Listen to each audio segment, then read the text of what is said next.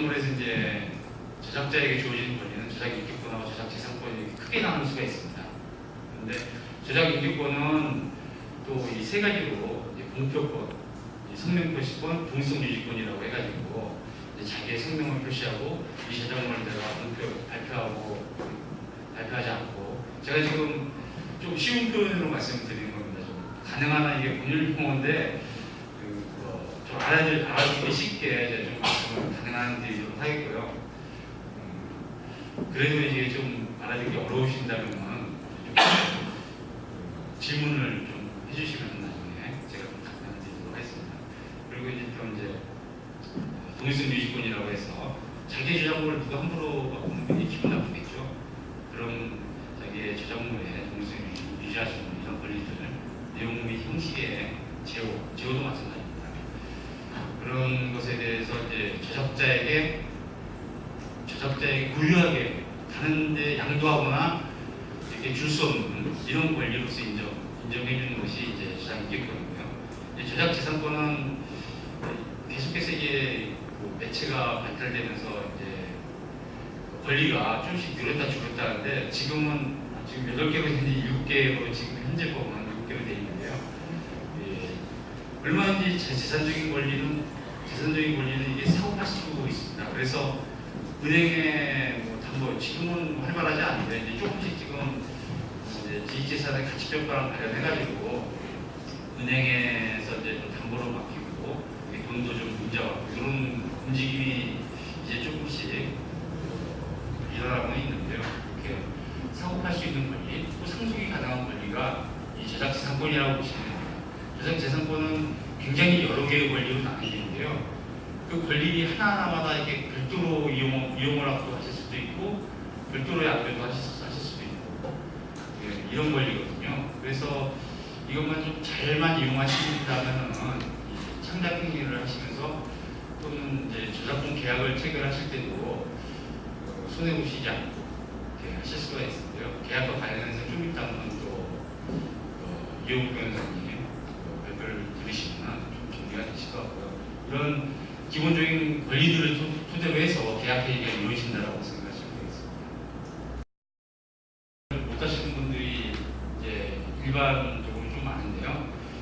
쉽게 생각하시면 미술품을 본인이 화가로부터 구입을 하더라도 그 미술품의 이 소유권은, 미술 작품에 대한 소유권은 본인이 있다 하더라도, 본인에게 이제 구매를 했기 때문에 있다 하더라도 그 미술품을 그린 화가가 저작권은 그대로 가지고 있는 겁니다.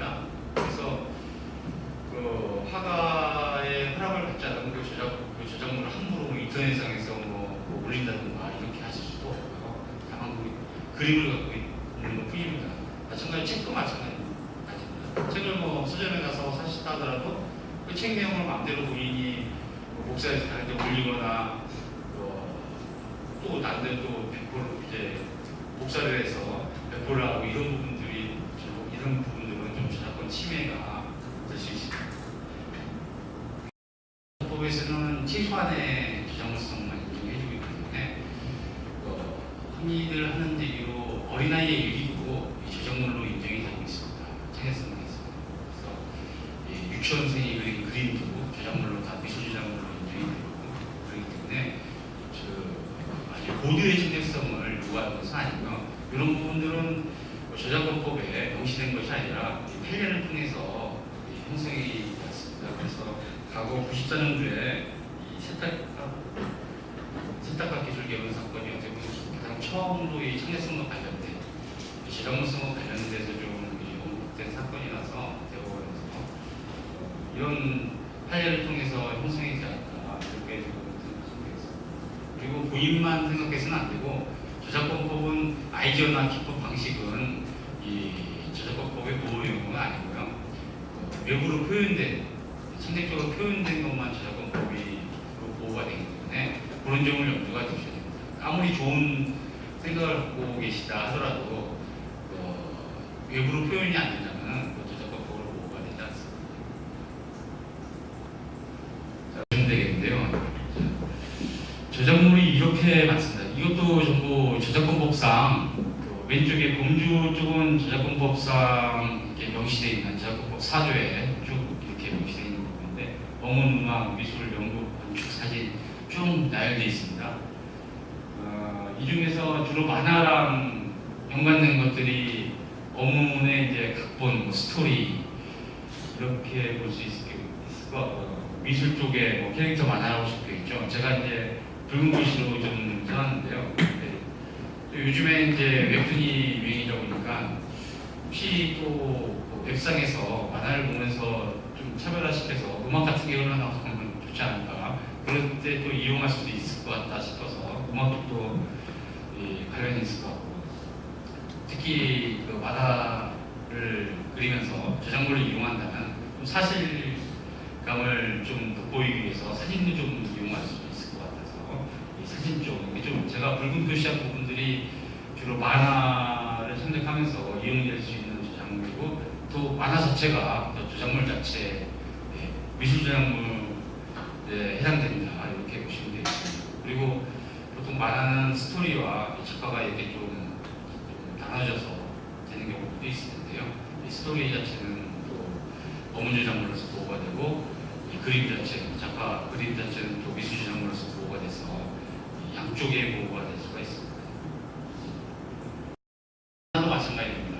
만화가 이제 저작자에 속하는데 만화가의 권리 같이 보호도 하고, 또 만화를 같이 이용하시는 분들이 있으니까 이용 도모도 공정하게 이용할 수 있도록 하면서 결국에 만화산업도 발전시키고 여러 가지 문화산업의 발전을 꾀하는 것이 저작권법 목적이기 때문에 그런 쪽을 일단 크게 염두에 두고 저작권법을 생각하시면 되겠습니다.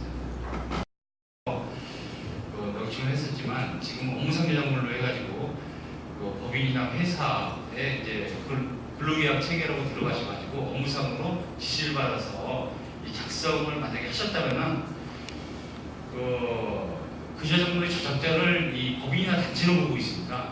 개인이 아닌. 그래서 굉장히 어떻게 보면 법을 하는 분들은 이제 대륙법계에서는 좀 독특한 대륙인데요. 영민법계 개념을 좀 들어온 이렇게 혹시라도 만화를 그리시면서 한테 고용이 돼가지고 그림을 그리셨다면 이런 점을 좀 유의를 하셔야 됩니다. 그래서 저작물이다 생각하시면은 저희 법상 법정화라고 이용하시면 됩니다. 저희 위원회가 위탁받아서 처리를 하고 있는데요.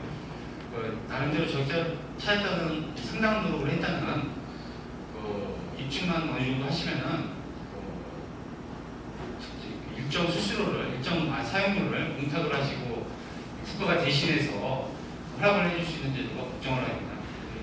이 사유재산이기 때문에 국가가 함부로 뭐 허락을 해줄 수는 없고, 그렇지만 이런 일정 요건을 갖춰지게 되면 대신 허락을 해줄 수 있는 이런 제도가 법정을 하게 되기 때문에 혹시 나중에 저작물을 꼭 이용하셔야 될 게 있으면 이 법정화를 이용하시면 되고요. 지금은 요건을 또 굉장히 또 완화해가지고 본인만이 아니라 국가도 같이 저작 성능으로 같이 해주도록 돼 있는 좀 법이 좀 바뀌어가지고요. 이용하시기에 좀 더. 자, 우리가 홍길동전 혹은 이 슈퍼맨 같은 거를 보호를 할 때 그 어떤 아이디어까지 보호를 해버리면 저작권자 권리가 너무 커져버리는 거예요. 다른 사람들은 그걸 못해요. 그 아이디어까지 다 보호를 해버리면. 그래서 이런 제안을 주는 겁니다. 그러면 예를 한번 들어볼까요? 여기 슈퍼맨이 있는데, 자, 슈퍼맨은 어디까지 보호가 되는가? 어디서부터가 아이디어고 어디서부터가 표현인가? 자, 여러분 생각을 해보시면 슈퍼맨이란 게 아이디어를 걸러내면 어떤 내용입니까? 굉장히 힘세고 용감한 사람이 나쁜 놈들 무찌르고 좋은 사람들 도와준다는 내용이잖아요. 그러면 아니 배트맨은 안 그런가요? 스파이더맨은 안 그런가요? 그럼 슈퍼맨 그린 사람이 이런 어디까지 보호를 해줘야 이 사람이 독점적으로 그걸 누리지 못하게 하느냐, 어디까지 보호를 해줘야 되는 거냐, 거꾸로 생각을 해본다면 이 사람은 어떻습니까? 평소에는 신문 기자로서 안경 끼고 일하다가 어떤 위급한 상황이 생기면 달려가면서 변신해가지고 망토를 입고 날아가고 이 빨간색 망토에다가 가슴에 S자 팬티를 항상 위에 입죠. 그런 표현들, 그건 정말 표현이죠. 그런 표현은 보호를 해줘야 된다. 하지만 이런 아이디어 자체, 굉장히 힘센 사람이 나쁜 놈들을 무찌르고 착한 사람을 도와준다는 아이디어는 보호하면 안 된다. 그게 기본 아이디어 표현 이분법의 기본 생각입니다. 근데 이제 기본 생각이라는 건 요거고 여러분이 일단 기본적인 걸 아셔야 되고요. 근데 우리가 생각을 해보면 야 그러면 아이디어하고 표현을 구별하는 것이 과연 가능한 거냐 그렇게 생각하게 되거든요. 왜냐하면 맨 이쪽에 아이디어가 있다고 생각하고 이쪽에 표현이 있다고 생각하면 아까 말씀드렸죠? 아이디어란 거는 굉장히 힘쓴 사람이 나쁜 놈을 무찌른다는 거고 표현은 여기 이제 그 슈퍼맨이 이런 옷을 입고 구출한다 빛보다 빠른 속도로 쭉 연장선을 그으면 어딘가부터는 아이디어고 어딘가부터는 표현일 거 아니에요. 어딘가에 넘어가겠죠 그게. 그렇죠? 어디서부터는 보호가 되고 어디서부터 보호가 안 되고 근데 그걸 구별하기는 사실상 굉장히 어렵다는 겁니다. 그래서 지금 약간 이게 좀 어려운 얘기예요. 그래서 말을 하기를 이걸 엄밀하게 구별하는 건 어렵고 사실상 오히려 정책적으로 어디까지는 보호해줘야겠다는 정도에서 선을 긋는다라고도 말을 합니다. 이건 약간 좀 어려운 얘기고요. 자 그리고 그렇다면 이제 이번 주에 자 저작물의 내용, 형식, 제호의 동일성을 유지할 권리다. 이게 굉장히 애매하면서도 굉장히 파워풀한 생각이에요 사실은. 저작권법이 되게 쉽지가 않아요 기본적으로. 해석을 해야 돼 법적으로. 그렇기 때문에 또 굉장히 권리가 넓어요 사실 알고 보면. 제가 변호사를 하는데 심지어 어떤 변호사님은 미국에서 이제 오신 변호사님은 야 특허보다 저작권이 훨씬 낫다. 범위도 훨씬 넓고 특허는 20년이거든요. 등록을 해야 되는 것도 아니고 또 잘 되는 경우 워낙 권리 펴지고 하니까 저작권을 하기 훨씬 낫다고 이렇게 얘기도 하세요. 근데 이 동일성 유지권은 굉장히 좀 애매하죠. 내용, 형식, 제호의 동일성을 유지할 권리다. 아니 동일성을 유지할 권리가 뭐야? 동일성을 유지할 권리라는 건 이제 그냥 그거예요 정말 그 작품의 어떤 그 본질 동일성을 침해받지 않을 권리 누가 해치면 그걸 스톱시킬 수 있는 권리. 아니 그러면 이건 어떤 식이냐 이게 극적으로 나타내는 게 어떤 식이냐 그림을 좀 더 멋지게 바꾸는 게 동일성 유지권 침해가 되느냐 이거 뭐죠? 아시는 분? 아시겠지만 이거 그 롯데월드의 로티잖아요 그렇죠? 로티 이게 뭡니까 이게 이거 아세요? 저작물이란 뭐냐면 원저작물을 번역, 편곡, 변형, 각색, 영상 제작 그 밖의 방법으로 작성한 창작물 어떤 저작물이 있으면 그거를 이용해서 만드는 게 이치적 저작물이에요. 자 이거 보시면 하나요리 어떤 건가요? 자 이제 원래 이제 꽃보다 남자 만화가 있죠. 일본에서 이거를 드라마로 만들었죠. 이게 원저작물이고 이게 이치적 저작물이 되는 거죠. 그런 식입니다 이제. 그러면 2차적 저작물 작성권은 원저작자한테 있기 때문에 이걸 만드는 사람은 원저작자한테 허락을 받아야 되죠. 그렇죠? 자 그러면 한국에 꽃보다 남자 드라마가 있다고 할게요.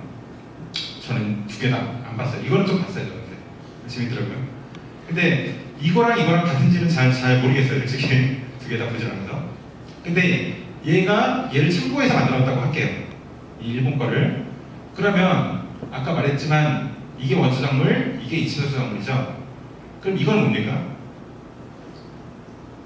개념상 3차적 저작물이죠. 그죠? 근데 보통 3차적 저작물이라고는 안 하고 그냥 2차적 저작물이라고 해요. 이것도. 그럼 이 사람은 누구한테 허락을 받아야 되는 걸까요? 이 사람은 이거의 2차적 저작물이기 때문에 이 사람한테 허락받으면 되는데 이 사람한테 허락도 받아야 되고 당연히 이거는 이거에 기반한 거기 때문에 양쪽 다 허락을 받아야겠죠.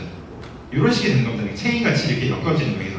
그러니까 그렇게 어렵진 않아요. 근데 이게 있다는 게 이거 2차적 저작물 작성권이 있다는 거는 저작자한테 굉장히 파워가 있는 거죠. 사실 원소스 멀티유스라고 하는 게 보통 이제 2차적 저작물 작성권에서 나오는 권리죠. 그런 힘이죠. 이런 식의 이제 이해를 하시면 되고